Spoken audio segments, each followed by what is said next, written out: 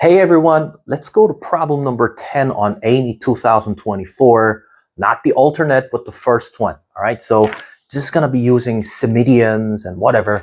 I have no idea what the Symmedians are, but I know how to reflect geometry. I know how to use the reflective geometry, and I know how to use the similarities, and I know how to use Stewart's. So we're going to jump into this question, right? So here we go. You draw a certain circle, and that looks kind of ugly. So I have a circle out there. It looks like a little bit, it looks like a potato, but, I can't help it. Shall we erase this? Yes. All right, so now it's better. All right, so we have B and C, and these are A, okay? So there's going to be point of tangency. The point of tangency B and, B's point of tangency, and C's also point of tangency. And we have point P out there, and we connect AP for sure. Okay, so check this out. This is going to be point D, okay? And it's an isosceles triangle, so please drop the perpendicular bisector throughout BC, and of course, like from P to BC, and of course, extend it all the way through so that you get a diameter, right? So that becomes a diameter, and I want to actually perform reflective geometry, and I'm going to connect these midpoints, dot, and just make it, going all the way down there. I'm going to call it A prime, okay? So if I call it A prime, there's going to be another point of symmetry, but, I'm going to connect it in this following form such that that becomes D prime. I'm going to argue that BD and D prime C are, in fact, the reflection, right? It becomes a reflective geometry, but how do you show that? Well, here's easy way to show this.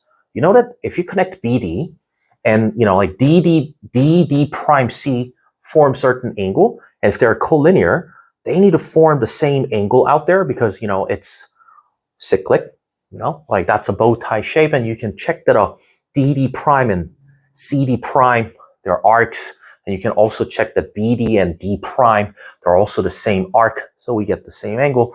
Those are collinear, right? So we know that these are collinear. And if I show that these are collinear, I can tell you that BD and D prime C are the same arcs, so to speak. So if I connect it and make another reflective line all the way to A, that's also collinear. And now we're done. People say these are Symmedians. I had no idea whether that was called Symmedians. I usually called it as similarities, but apparently there's a name for this. And you know that these angles out here, that angle out there is going to be the same as this angle. So what do you know? BDA, in fact, so similar to A, let's just try to call it M, AMC. Ooh, AMC, that's right. Okay, so those are the similar figures because we have those angles that are equivalent to one another because it has the same arc, right? So we're done. So 5 to AD, I know that I can write it 5 to AD. 5 to AD equals probably AM to AC. AM to MC. And I know what MC is. That becomes 10. All right. How do I get AM? I got to use Stewart's. So try to call it X. Let's just try to call it as X. All right. So man, and instead putting a bomb in the sink, remember that? 4.5. So 4.5 times 9 times 4.5 plus, that's man and his dad, x squared times 9, I would say. 9 times x squared. They put a bomb in the sink. They put a bomb in the sink. So 25 times 4.5. And I get the last one, which is going to be 10 squared times 4.5. So that becomes 100 times 4.5, right?